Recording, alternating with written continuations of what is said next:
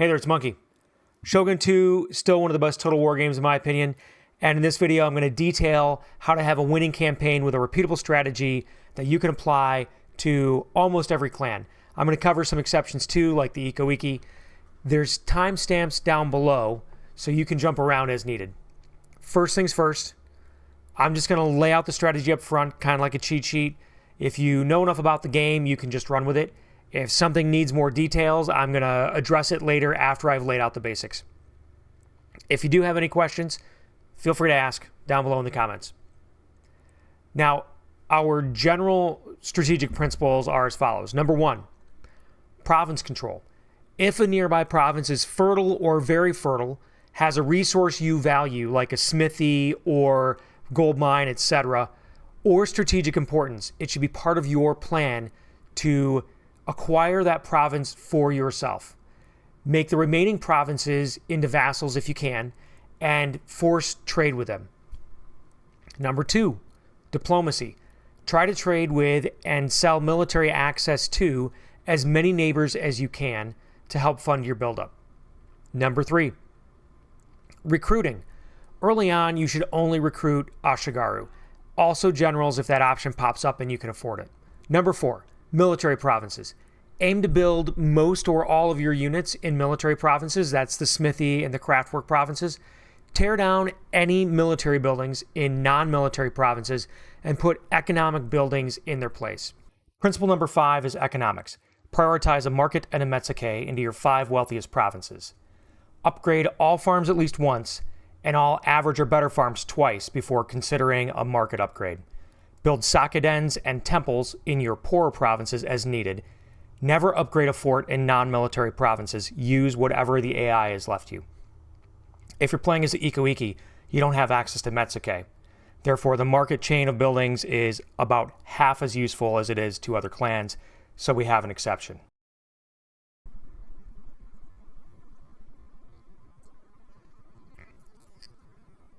Lastly, number 6, ships and ports.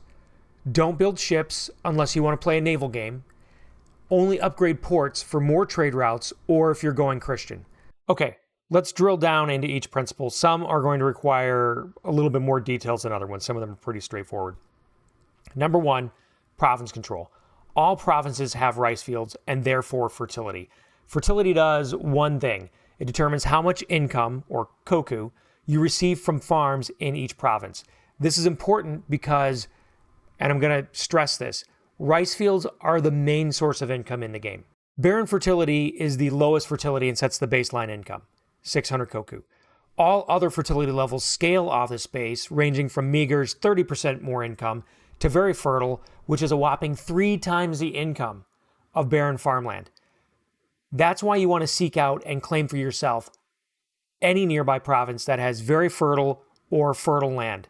To add to this, not only is the base income multiplied by fertility level, but so are all the improvements. So it's kind of like the better you are, the better you are. Now I've pulled up this interactive map and there's a link to it down below in the description so you can pull it up for yourself. This is a super useful tool. It allows you can see color-coded the fertility of all the different lands. You can mouse over the province. It'll show you the original clan holder, whether it's got a port, the fertility level of it, and if it has any specialty resource. This is also useful because it can give you some idea as to whether or not you can turn someone into a vassal when you conquer that province. So if you take South Shinano and the Kiso, the original clan that owned that one province, if they have been wiped out off the map and you take South Shinano, you can reinstall the Kiso clan and make them your vassal. When you are taking a province, if it's not fertile, it's not very fertile, it doesn't have a gold mine on it, it's not a military province, it doesn't have like enough strategic importance to you, and you have the option to make it into a vassal, you should probably make it into a vassal. Vassals are going to raise their own armies, they'll defend that territory, they'll make it harder for someone who's an existing enemy of yours to get at you because they then have to declare war on the vassal to gain access to the vassal's lands.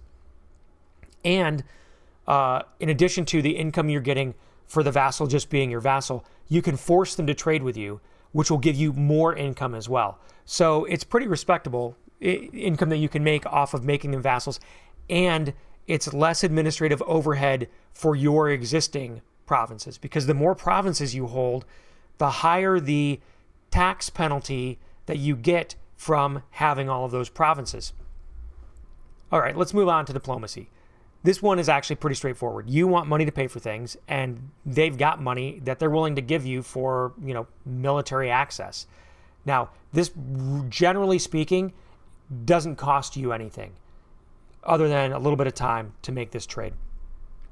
The one thing you have to keep in mind is that if you need to cancel trade to attack somebody, you're going to have to plan for there to be a delay. You have to wait for a certain amount of turns, usually after you've ended an agreement, before you can declare war on somebody. So plan ahead, keep that in mind. If you know you're going to make the Hatakeyama your enemy, then don't trade with them. Maybe sell them some military access for a few turns just to get some money, but don't start up a trade agreement unless you are willing to wait a number of turns before attacking them once you've canceled it. Our third principle is recruiting, and that's also pretty straightforward. You don't have a lot of anything in the early game, particularly money. Ashigaru units are the cheapest to recruit and the lowest in terms of upkeep costs. So it makes it easier to field a big army of Ashigaru than it does to field a medium army of samurai. You can use the savings that you recruited for Ashigaru, one, to get more Ashigaru, and two, to upgrade buildings in your provinces. You can then use that larger army that you have of Ashigaru to both discourage attack from would-be invaders, because all they see is a big, large, scary army, and also to make it easier for you to go out and acquire provinces early on. Again, going back to province control, taking land being the key mechanic of winning the game. So start with Ashigaru, ignore recruiting the better units until you have a good enough economy to be able to afford it. This leads us right into number 4, which is military provinces. So we still have this reference map up, and it's good because when I mouse over smithing, you can see there's 5 smithing provinces spread throughout the map in the game, and there's 4 craftwork provinces also spread throughout the map. Smithing is good for actually any units, whether they're melee or ranged. It allows you to build armor smiths to give them more armor, which is something you can't get by any other means in the game. And the craftwork is primarily good for like ranged units, bows, to give them more accuracy. This is where those 2 types of provinces are where you want to end up building most, if not all, of your troops, because having armor stacked on top of a bunch of Ashigaru or eventually samurai is going to give you an advantage over an evenly matched army.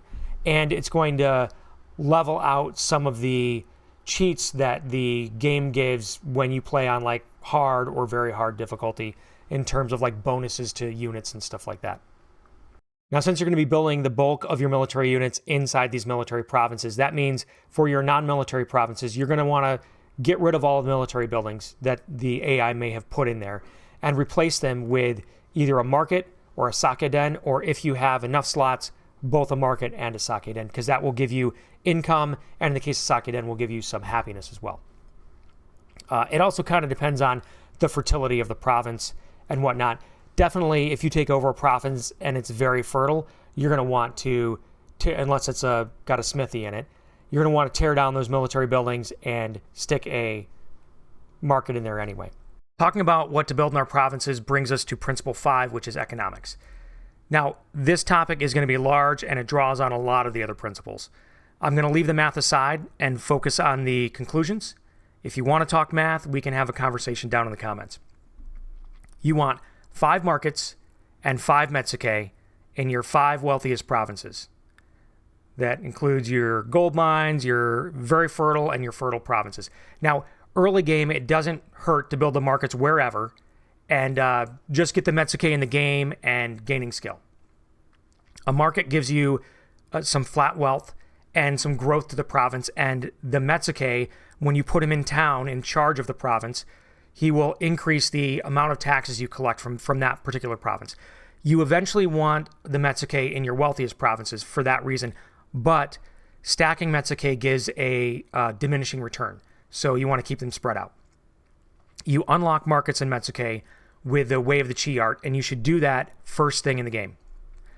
While you're expanding and building markets, you also want to give all farms one upgrade, prioritized by fertility and your ability to do this while still recruiting and expanding. Eventually, your average or better farms should have 2 upgrades after you master equal fields, which is also in the way of chi. After that, things become a little more nuanced, or maybe even a lot more nuanced. This gives you, what I've laid out here, gives you the most bang for your koku in terms of wealth, and also gives you a decent amount of food for your food supply. Every level of farm, regardless of fertility, adds 1 to the food supply.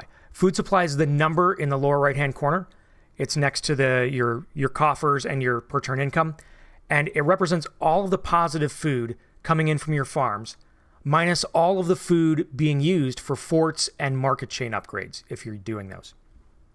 This allows you to build big forts in your military provinces while keeping your non-military forts small. Effectively, you're shifting the food to where you need it the most. Positive food supply is added to the growth of every single province you control every single turn. So with a decent surplus over time, all of the towns in your domain will have more wealth and therefore provide more tax income. As the game progresses, you're going to reach a point where you lose a lot of trade income from realm divide and vassal revolt. You can revassal and get some of that back, but the trade with everyone else is just gone after realm divide. Having strong growth in your provinces helps soften this blow because you're more self-reliant on your provinces and your great Metsuke that you've been working on. Second, if your food supply goes negative, you'll eventually have revolts. This is why we limit upgrades to only military provinces for the forts. And this is also why we're really choosy when it comes to upgrading markets to a rice exchange or a merchant guild. And I'll talk about that shortly. Now, depending on your play or as need arises, you may need a sakeden for a ninja or a temple for a monk, or maybe you're playing Christian and you need a church for conversion pressure. Again, you want to avoid upgrading a fort simply for buildings like this. So put them in the average or the poorer provinces, or, after you tear down unneeded AI buildings, or when you upgrade a military province for recruiting slots. Sometimes there's a build slot that you don't really need for a military building. You can put it there. Also, when you take enemy provinces, sometimes they have an upgraded fort. You can't downgrade forts. So it'll eat up some of your food supply, but you'll have that extra slot to play around with for maybe that extra ninja slot for the sake den or whatever. This is yet another reason to keep extra food supply on hand. Okay, let's talk about the market chain upgrades, and I'm going to stress that you can win the game with only the initial markets and Metsukes. You don't have to do any upgrading. The initial market doesn't take any food, only upgrades to the market take food out of the supply. And because they cost food supply, they create a long-term dilemma. If we're going to make these buildings profitable, here are the rules we have to follow. Only upgrade markets in provinces where you have a Metsuke. Don't upgrade to an exchange unless you plan on upgrading to a guild. Upgrade to a guild over building any other exchange, and never upgrade a fort to accommodate a market chain building. I've said it before, it always applies, it just goes double in this case. To add even more nuance to the market upgrades, the game has to last between about 25 and 60 turns from the point you begin this process, or the compound loss of growth you suffer from these upgrades will have flatlined your wealth gain, and you will have been better off never upgrading. Now, that's a pretty generous spread of turns, 25 to 60, right? But the more provinces you direct control, the longer the campaign, the better off you are avoiding market upgrades and sticking to taking provinces and improving farms for faster income growth with no penalty to your food supply. Also, I don't advise artificially sitting at 5 provinces or 10 provinces for a number of turns to try to make these buildings work. It just doesn't seem feasible. Lastly, I wanted to mention tax levels. My advice is to leave them on normal unless the need is great or you're playing to win in under 30 turns. You should never need to lower your taxes below normal to prevent revolts. Just exempt the angry province from taxes until you can build a sake den or put a garrison in there or something like that. And your income should be strong enough between rich provinces, vassals, trade, and selling access that you don't need to engage in tax cycling. I'll talk about that more near the end of the video. Principle number 6 is ships and ports. And I'm smiling a little bit as I bring this topic up because way back when the game first came out, first year or so, there were some pretty heated conversations on the forums. Some people did not like the suggestion that you could play and win this game without any boats. And it's a preference thing, probably on one hand, but on the other hand, I don't know, some people just didn't like the suggestion. Now, if you want to play with a navy, that's fine. If you're going to play as Shimazu and there's all of these trade nodes down here, makes sense. Chosokabe, you need transports to get off this island. Mori, they get bonuses for ships. So there are a few clans and strategy playthroughs, like I said, like Seeking Out Christianity, that lean towards doing something with boats and trade nodes and stuff like that. But by and large, you don't need to make a single ship to win this game, whether you're on easy difficulty or legendary difficulty. The thing to keep in mind is that, let's say you're trying to dominate all of the trade nodes. The amount of income that you gain from dominating all those trade nodes, about 70 to 75% of that income is eaten up just in upkeep on your trade ships, the ships you have to defend them, and not including repairs on those ships when you actually take damage in a fight and have to return them to port to repair. So you can make some money if you dominate all the trade nodes, a couple thousand koku per turn, which sounds really great. But the amount of upkeep that you're spending, like I would posit that especially if you are struggling to win the game and you want to, what can I do? What can I trim down in order to beat the game? Stop playing with boats. Stop building navies. You're going to be making vassals. If you follow this strategy guide here, you're going to be making a lot of provinces into vassals. The vassals that have ports will build warships and defend the shipping lanes for you. So why bother? Stick to building big armies. Stick to taking over land. That's how you win the game, by conquering provinces, not by sailing boats. Okay, we've reached the end of the general strategic principles, but I just wanted to drop one little nugget about tax cycling. Tax cycling is where one turn you set the taxes to very high, the next turn you set them back to normal, because you don't want if your people are angry for 2 turns in a row, they'll spawn a rebel army, and that's basically going to cost you money to put down. So you go back and forth between setting your taxes from very high to normal in order to rake in some extra money. The problem with this strategy is that setting your taxes to very high eats the growth out of your city. So you won't get any growth from the extra global food supply that you should be generating from farms. And you won't be getting the extra growth from the market chain buildings, the rice exchange, and the merchant guild. What I mean by this is this town line item right here underneath the province, underneath wealth. If you've been cycling your taxes to very high and back, you won't have this value. It'll be 0. So your provinces won't have been getting all of that per turn growth in order to have a better, stronger economy that, oh yeah, by the way, your higher skilled Metsuke will be taking more taxes out of over time. So just keep in mind, if you're intent on beating the game in 30 turns or less, then tax cycling is definitely the strategy to use.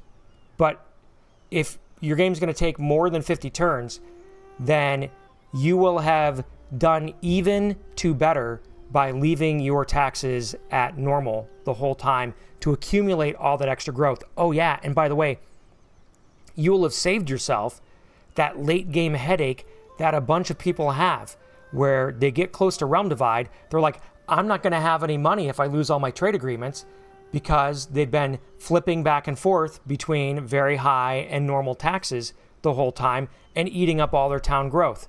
No town growth, no big loot extra income to be able to lean on when you lose all of your trade agreements, aside from your vassals. Yeah.